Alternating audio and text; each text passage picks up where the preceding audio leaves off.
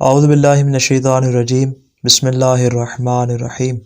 बाद औक़ात ऐसा होता है कि इंसान के मसाने के अंदर पथरी आ जाती है, जिसकी वजह से इंसान को मुख्तलिफ़ किस्म की मसाइब व आलाम का सामना करना पड़ता है। जिस तरह हमने गुर्दे की पथरी में इस बात को बयान किया था कि गुर्दे में पथरी भी इंसान के लिए मूजिब तकलीफ़ होती है और उसको बहुत ज़्यादा शदीद मशक्क़त उठाना पड़ती है और बहुत ज़्यादा तकलीफ़ उठाना पड़ती है।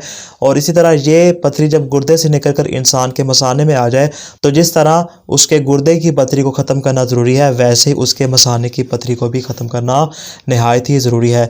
इसको ख़त्म करने के लिए यहाँ पे हम दो तरह की चीज़ों को आपके सामने बयान करेंगे। सबसे पहली चीज़ है तरबूज का इस्तेमाल करना, क्योंकि हदीस में है कि यह मसाने की पथरी को ख़त्म करने में मुफीद साबित होता है।